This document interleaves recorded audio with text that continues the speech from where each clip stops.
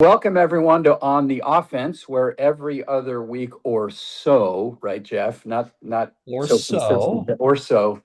We digest something in the news, usually having something to do with marketing and/or communications, which is what we do for a living. Um, in this case, we're going to do something a little bit different, which is we're going to take on a topic and apply marketing and communications in our own way to the topic. And the topic is America's 250th birthday. So happy birthday. Happy Almost. birthday, United States of America. Happy birthday, almost America. Now, before we get to that, a couple of things. Number one is we hope you're all enjoying the World Cup.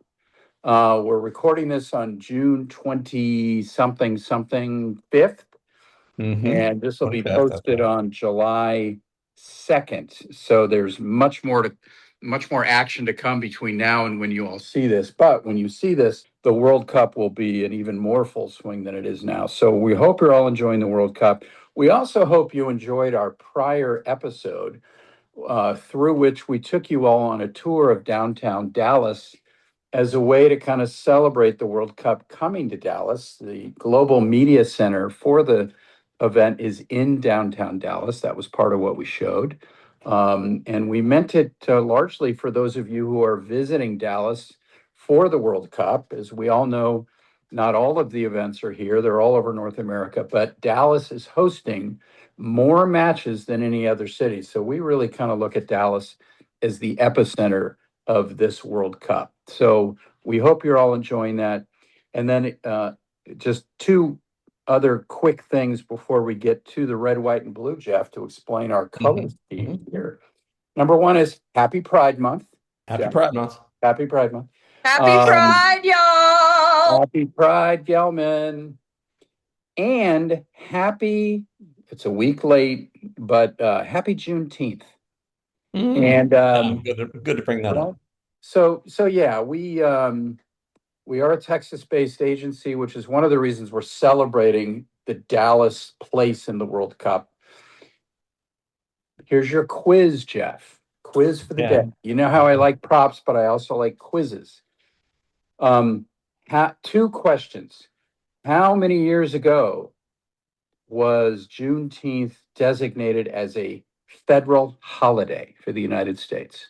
5 years. Exactly. 5 years ago, last week, President Biden signed the piece of paper, whatever he signed, making Juneteenth a federal holiday. So this is the 5 year anniversary. Now, here's the second part of the quiz. That was Okay. 2021. How many years before that did Texas declare Juneteenth as a holiday? Obviously, just within the state, but think decades prior. Because Juneteenth is all about something that happened in Texas.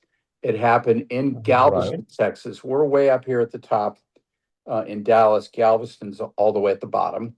But in the state of Texas, when did the Lone Star State say Juneteenth is a holiday here? So just by way of background, Juneteenth Yes. represents when the people here in Texas, when the enslaved people here in Texas learned about the Emancipation Proclamation, which was 2 years after it had been signed. So they were really the last group of people to know, and that became the total abolition of slavery. I'm going to say I have no idea when it became a holiday here in Texas. Let me take a stab. Let me say 20 years. I think it's a very good guess. The answer is actually 1980, all the way back in 1980 when you and I were in high school. Yikes. Yeah, so good for Texas for being on that when it was. And you're absolutely right. That was the people in Galveston were the last enslaved people to find out that they were free. That's the way it's always been Mhm. explained to me. Right. So can you imagine what that event felt like when I think it was General Gordon and the troops had come off the ship in the Gulf and gathered whoever they gathered and made that announcement, right? And living up here in the north, I have you been to Galveston in all the years Yes, we've yes, been I've been transplanted there. here? I've never been down there. Now I want to go because there are memorials to Juneteenth in Galveston that I'd kind of like to see. Now, my wife and I actually looked at a documentary on Juneteenth last week. We learned a ton, and it was, I don't know, just I'm so glad. It shouldn't have taken as long as it did, but I'm glad Juneteenth is now a federal holiday. I agree. And years ago, Lori Right. and I went down to Galveston. And Galveston's a really historic place because at one point in time, really the beginning of the 20th century, it was viewed as the Wall Street of the South. It was the home Really? of investment banking. It was a very important commercial hub. And then the Great Storm came and Uh, basically washed Galveston off the map. And it never really regained its status. But there's a that's lot crazy. in That's crazy. Galveston talking about, I don't know how many people killed. It was 5,000 or 6,000 people killed in that storm. Yeah. So happy Juneteenth. Happy Pride Month. Juneteenth is one day, but Pride Month goes on for the whole month. So lots to celebrate here, including, and now we're going to get to the meat of this, America's 250th birthday. Um, it is nearly upon us. It's very exciting, a lot of stuff going on. Um, having said that, tell me if you think this is fair, and I know you will. Okay. I know You know you me well will. enough. I know you will think it's fair, but I don't think it's unfair to suggest that our 250th anniversary is arriving at a time when, let's put it nicely, at a strange time for the country. Mm, There's a lot of weird stuff. I'll use the term stuff going on right now. And I'll tell you what symbolizes the weird stuff that's going on to me right now is the reflecting pool in Washington, I right? agree. We've been looking at that our whole lives. It's always looked just fine. Right. The color has always been the same. There's never been a problem. And now here we No. are approaching the 250th anniversary. The we talked about downtown Dallas being the epicenter of the World Cup. The epicenter of the 250th birthday is Washington, D.C., and the reflecting pool is there, and it's completely messed up right now. And to me, that's a pretty big symbol for, again, a lot of the weird stuff going on right now. A friend of Hmm. mine, I saw an Instagram post from him yesterday. I've now since seen it repeated, so I think it's something that people are reposting. More people have been arrested for the reflecting pool than have been arrested for the Epstein files. Oh my God. Oh my If God. that if that doesn't tell you that we're going through some strange stuff right now, nothing will. Thoughts on that? This is that there's going to be a huge. We're going to pivot here pretty quickly, folks, to the positive. But we're just sometimes you just kind of have to acknowledge that yellow chair that's Yep. sitting in Yep. the room, right? And we feel like we need to. Any thoughts on any of that before we go into the positive? Well, before I give you my thoughts on that, let me just interject that go USA.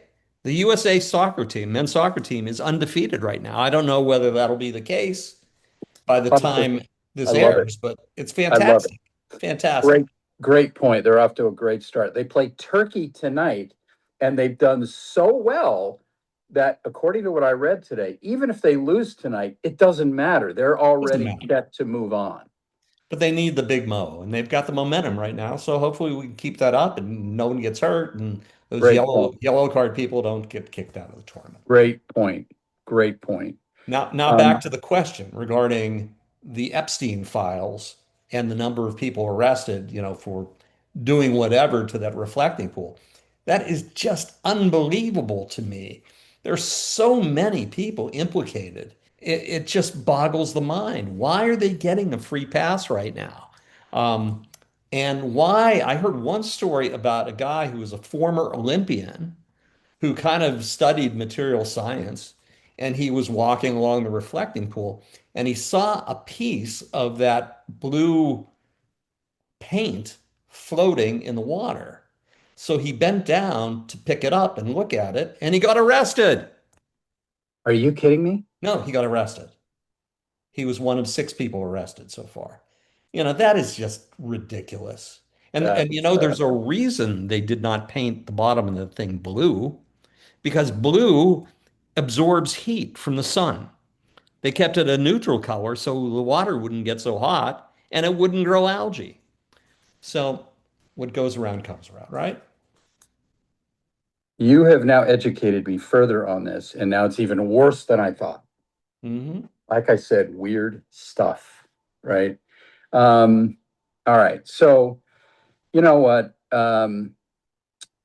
I've always looked at as at America as a work in progress, right? I think most We people, are. We are. right, that democracy is essentially an experiment. Mhm. Um, and and the Juneteenth thing, I think this is true. Why did President Biden sign that into law as a federal holiday 5 years ago last week, 2021? What was that a year after, roughly? Pretty close, the George Floyd incident. Mm. That So makes I read an article that said that that was one of the driving forces behind it. And that makes perfect sense to me, right? So, we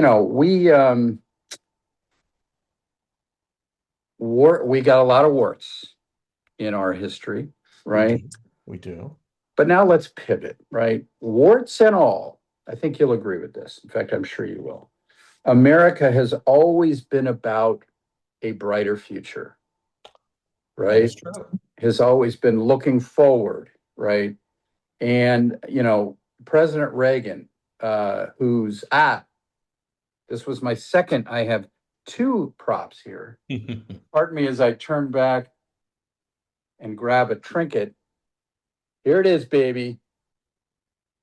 2 weeks ago, was at President Reagan's presidential library in Simi Valley, California. Nice. And I chose this mug because it shows his Air Force One, which I went on. You can go through the plane. It's beyond cool. But he had this thing about morning in America. It was always morning. It was always morning in America. Right. He also called America that shining house on the hill, right? Hmm. Hence, I mean, and the way he would deliver it with the gleam in the eye. Hence, the great communicator nickname Hmm. that he very much earned. Um, and I have always believed that it's a work in progress. We've had lots of issues, but we're driving forward. I would argue this, that warts and all, we have done more good in the collective In the collective. than any other country by far. I would also argue that on our worst day, and many would argue that we're living our worst day, We are kind of over and over again, but whatever. it's Groundhog Day. Yes. We're living our worst Groundhog Day. Even on our worst day, we're still the greatest country on earth. I do believe that. That is not at all to be naive and suggest that we're perfect. No, I I just, agree with that, John. The right? whole the idea of making America great again. I never bought into it. It's keeping America great, right? Well, keeping America great, or maybe making America greater. Yes, I think that's I even mean, better. anyway. All right. So we're going to celebrate optimism. Jeff and I decided as we prepared for this podcast, we're going to celebrate that, Morning in America optimistic theme that has always driven us forward as a people, and has drawn people here from all parts of the world, right? So we have identified three things that we are optimistic about, each of us. And we're going to report out to you, and I'm going to have you start because Okay. I mean I've been doing too much of the talking. Um, Three things that we're optimistic about, two of which relate to marketing and or communications, and the third one is something that's somehow personal to us. So Yes. Jeff, can you kick that off and we can pivot here toward the positive? I will, John, and I'm going to start off with something that's more personal to me, if that's okay. Sure, of course. Um, I have a son who was teaching English in Spain, for 2 years. And my wife and I and our other son, we went over to Spain to visit him and had a great 2 week jaunt around the country. But one thing we constantly encountered was, oh, you're from the US. What's going on there? Why is it like it is? It's not like that country we want to go to anymore. We want to just kind of figure out what's happening there. And I was thinking, my God, 20 years if I'd gone over there, it wouldn't have been that conversation. So I Oh, thought, what about global perception of the US? And let me throw in two stats here that I looked up. And this was from Pew Research, so very respected research organization. absolutely. And only 37% of respondents in other countries hold a favorable view of the US, compared to 57% who view it unfavorably.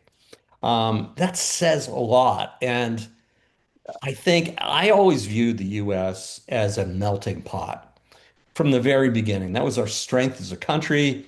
Anyone could come here, anyone could succeed, and we're moving away from that. So my favorable viewpoint here is that global perception of our country will improve going forward.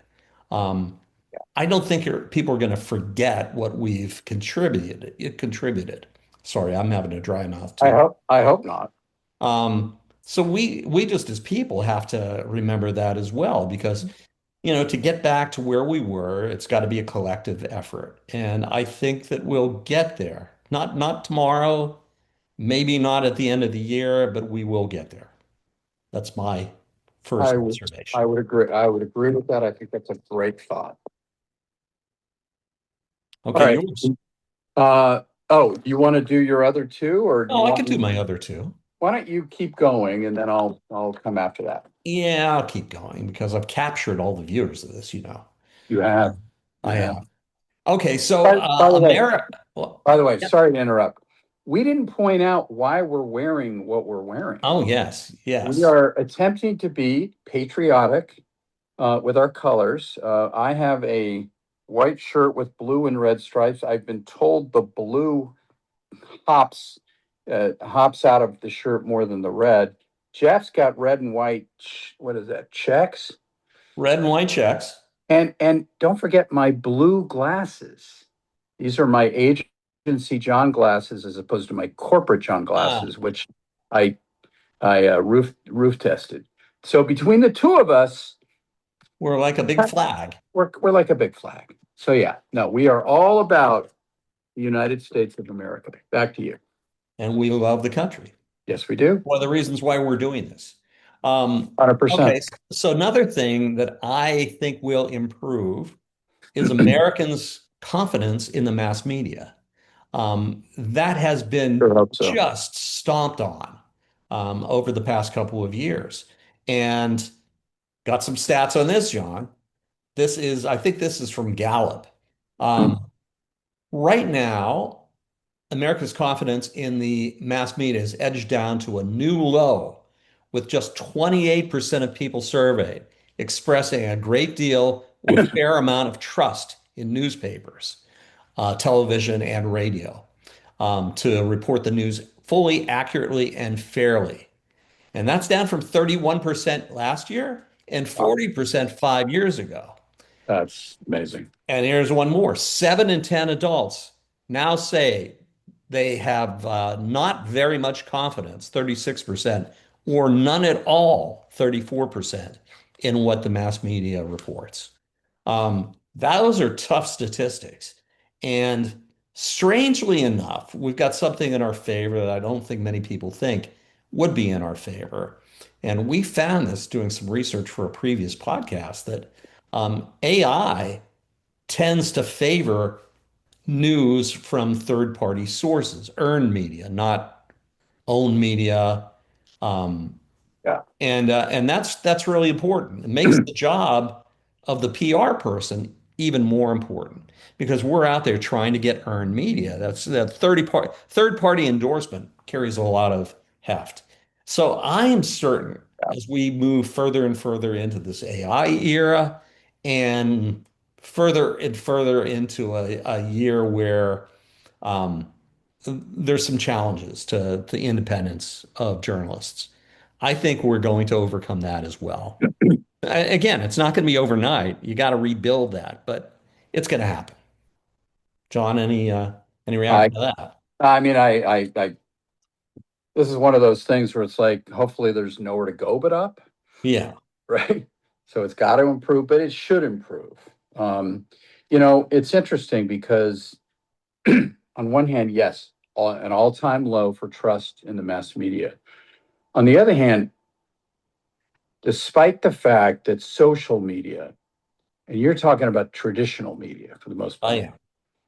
despite the fact that social media is now the number one source of news and information, and that's a whole separate discussion, right? And I'm not saying that's good or bad. Uh, People do trust content that comes from traditional media sources as opposed to what I'd call social content. Hmm. There's a real dichotomy there.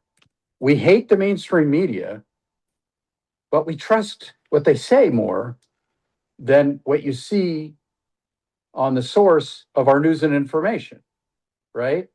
Oh And yeah. so it's a real dichotomy, and the reason for that is I'm sure a lot of it is because whether people consciously realize it or not, the traditional gates for quality control for traditional media stories, which include lawyers and things like that, aren't there for much of social media, right?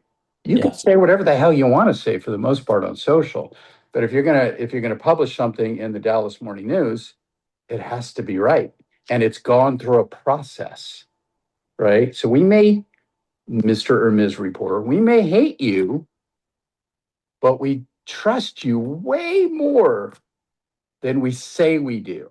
The whole thing is just weird, right? But Yeah. it's the I power. So really I'm not bashing social media. That's not the point. But I agree with that fully, John. And I think one of the things that social media has done, and I'm not sure it meant to do it, but it's created this rogue citizen journalist. Um, who yeah, uses whatever source of information he or she wants to get their viewpoint out there, right, wrong, and that's something that is really pervasive. So hopefully we'll get away from that more. And I think, the social media companies are starting to police it a bit better, but there are also other things happening out there. So yeah, that's right. What was I going to say? I forget. Doesn't matter. All right. So and then what's your second? I guess my what I third, call this would have been my well, third. the second industry thing. Oh, the second industry one would be, well, let's get right back to perception of AI. Ah, Perception of AI will improve. I heard a great saying from a former CEO of both John and me. Uh, it was that people don't fear change, they fear the unknown. And I think AI has that stigma. oh I yeah. mean, who knows where it's going to go? Who knows what it can control? Hold on one second. I'm sorry. Who knows what it can control? Who knows what it can do? So I think that's going to change. And so let's relate that back to media. Think of all the things we can do utilizing AI, in terms of just kind of analyzing a reporter that we've set up an interview with. We can go back and look at everything they've ever printed. we can go back and look at their history of positive, negative, neutral articles and create such a powerful briefing document that we go into these interviews much more informed. And I saw a stat that if you use AI to make highly personalized pitches, you can increase your pitch success rates by up to 40%. And to me, that sounds really powerful. Um, I think things are bad and divided right now. The country's divided. However, I choose to be optimistic. For 250 years, we established ourselves and we were the melting pot of the world where anyone could go, where anyone could start a business, where anyone could feel freedom. I just don't think we're going to just throw that away. And I think we could certainly improve. So that's all I have to say on my 3 points. I think that's all great on the AI thing. So you're talking about efficiency and effectiveness, both, Correct. right? Correct. So that's there's a lot of talk around, well, obviously around AI, but relative to what's that?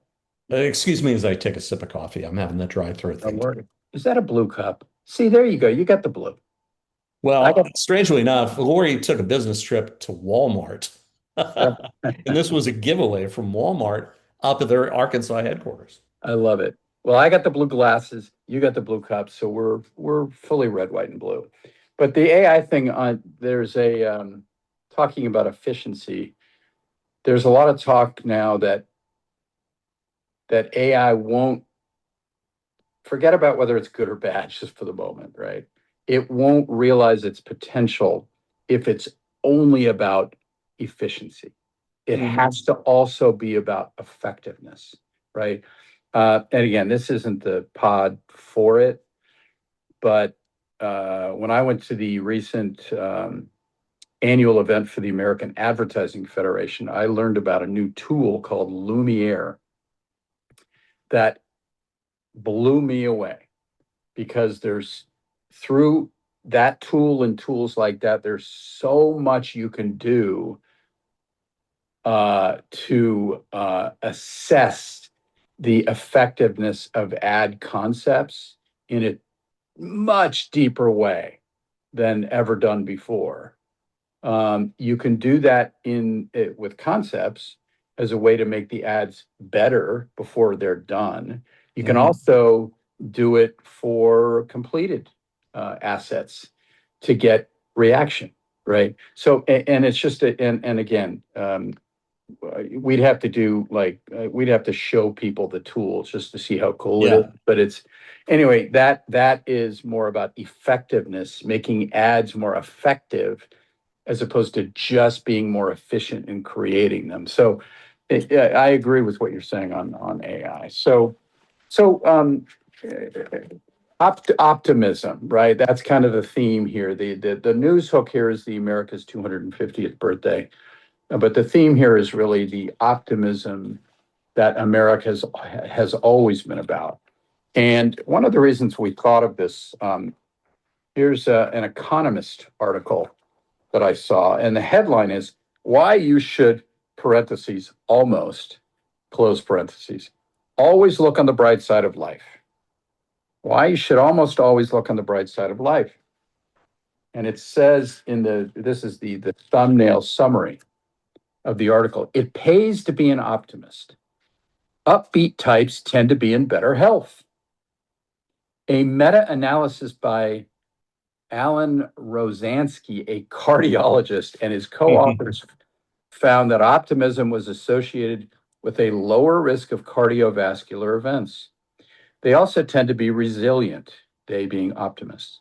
Optimists are likely to see setbacks as temporary and attributable to external circumstances, whereas pessimists regard reverses as a verdict on their own enduring weaknesses. Mhm. So, optimism is a good thing even for one's health. And you know, one of the reasons we're focusing on the optimism of America of America. So my here are my three. I'm going to do it the other the inverse of what you did. I'm going to start with the professional stuff and I'll end with the personal thing. My first one is I am optimistic about the continuing power of advertising to empower and uplift people.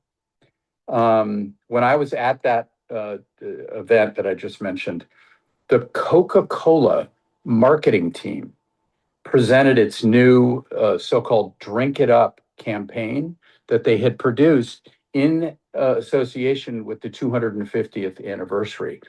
It's a great commercial.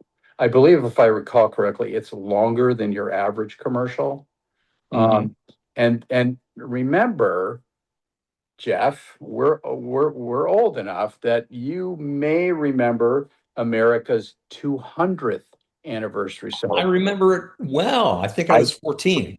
Yeah, I do too. And but about 5 years before that, Coke did its famous ad where all the people are standing on the hillside, Yes. right?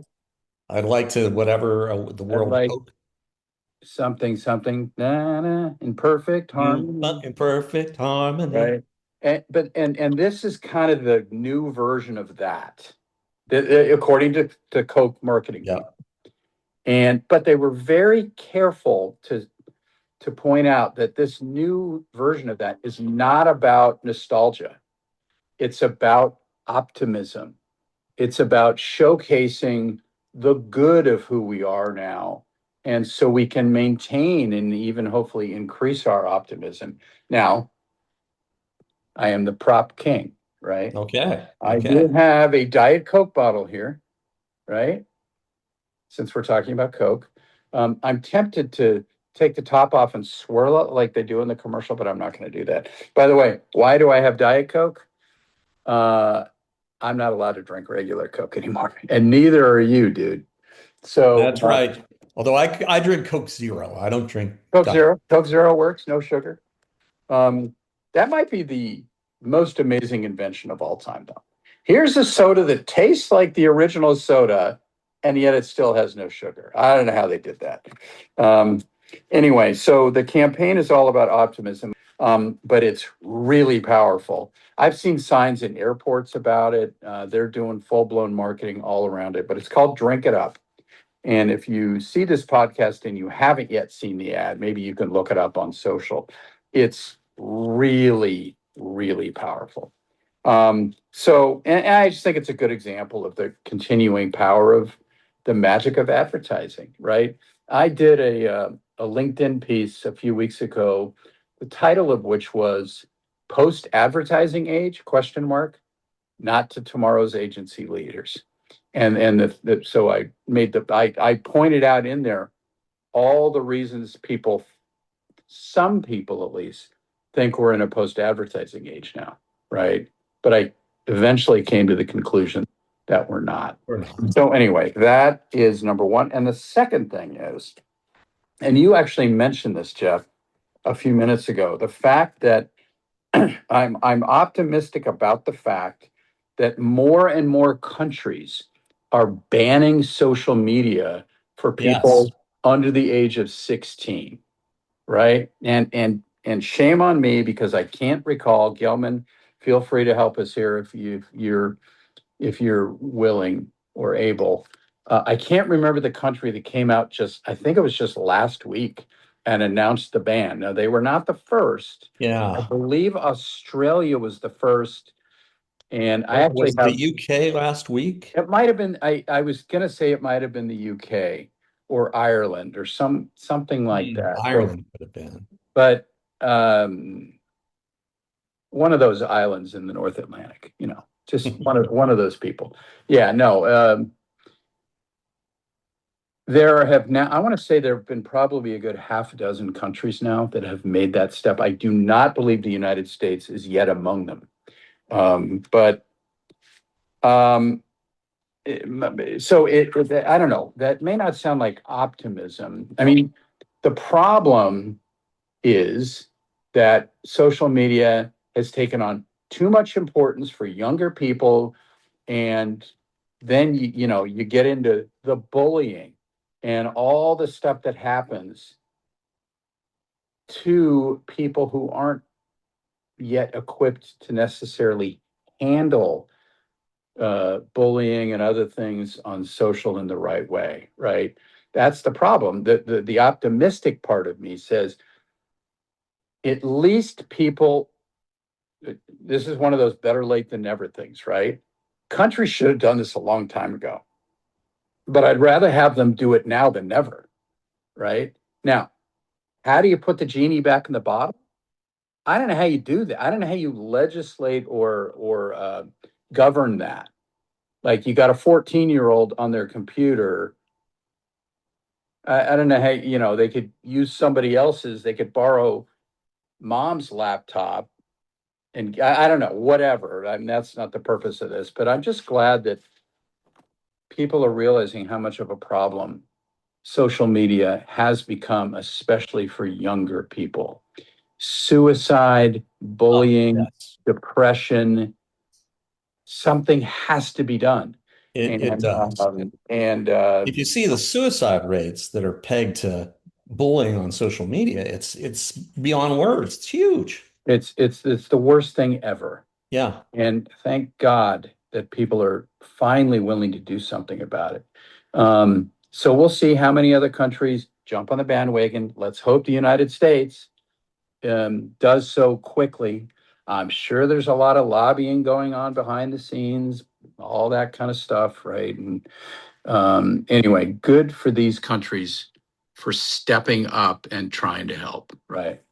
Um, on the personal level, something I am really um, optimistic about is Gen Z. Hmm. So, all right. So, Jeff, you and I are boomers. We are boomers, but we're barely boomers. Barely boomers. We're at the I don't very tail end of boomers. totally. I don't even think of myself as a boomer, but that went to 64. You were born in 62. I was born in 63. I really don't think, I don't even know what came after that. It doesn't matter. But Gen Z, I believe you had to have been born between 98 Yeah. and something there. 97 is the first year.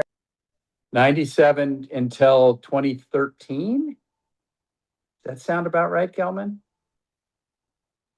Let me check on the second. Okay, but 97. So it started. So, and I'm willing to bet it went till 2010, 2013, something like that. As many of you know out there on the offense land, 97 to 2012. 97 to 2012. Okay. So for those of you who know me, yes, Jeff and I run our agency, but I'm also a professor at UNT, University of North Texas, here in Dallas. I teach advertising and brand strategy. And so I have this amazing, cool, fun, engaging opportunity to engage with lots of people from Gen Z on a daily basis, at least during the school year. And I'm here to tell you, these kids are brilliant. They are brilliant. They are so much smarter than we were, Jeff. Um, this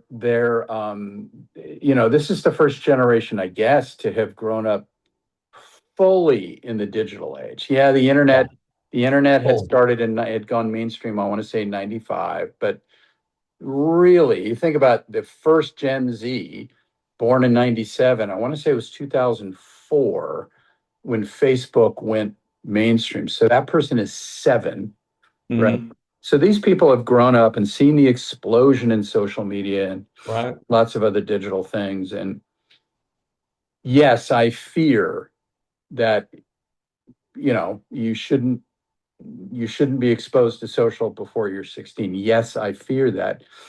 But whatever challenges this generation has faced and continues to face, I just think they're brilliant. And the digital native in them, the good side of being a digital native is that's where the world is going. You just Mhm. mentioned AI, right? These are the people that have the best opportunity to succeed with AI because it's coming more naturally to them at a much younger age before they're set in their ways and blah, blah, blah. And so I'm just really bullish on this generation. I mean, Jeff, between the two of us, we have what, seven kids in Gen Z. Yeah. I And only have two, but John has the bulk. oh yeah, no. You say what'd you say? I only have two out of that seven. John has more of a Brady Bunch I do. experience. Yes. But yeah, I mean, multiple kids, and I mean, we see how brilliant our kids Yeah. are. Yeah. The I don't know. I just think they're smarter. They're quicker. They understand the world. I mean, we could talk about social media all day long, some of the bad things, but these kids have a much broader perspective than we do They because do. they have much more access to information, right? And so I'm just really bullish on where this generation is going to go, where it's going to take the world. I do think technology needs to be managed in the right way and used in the right way, but if it can be harnessed in the right way, these digital natives, there is the sky is the limit, right? Oh, absolutely. And so shout out to UNT because that's where I get to engage with these kids in the classroom. They are beyond brilliant. So lots of optimism here. Let's I think that's it. Now, I do too. there is a very important close here though that we're going to do. This is not just a period at the end of the sentence. This is more than that. Mhm. We would like to offer our thoughts and prayers for the victims, the survivors, and the families of both for the flood that occurred at Camp Mystic in Central Texas last year, right around this time. It actually occurred on the 4th of July. 28 people lost their lives in that terrible flood. And in fact, just this week, the camp filed for bankruptcy. I don't know if you saw that, Jeff. Yeah, how I Right? did. When That one story is files, still going. Yeah. oh, and it'll be going for years. And Mhm. as you know, Jeff, as well as I do, when you file for bankruptcy, it doesn't necessarily mean you're going out of business. Right. But Chapter 11 to restructure their debts. Yeah. yeah, I mean, we'll see if the camp survives. Um, but living here in Texas, I mean, that was a national story, of course. I'm sure it was Oh, an huge international national story, story. but here in Texas, and so I so today is June 25th. On June 26th, 1963, President John F. Kennedy stood in Berlin in front of the Berlin Wall. And what did he say? What was his famous line? Here's what he said. Today, okay, I'll say the most famous part of it. Today, in the in the world of freedom, all free men, wherever they may live, are citizens of Berlin.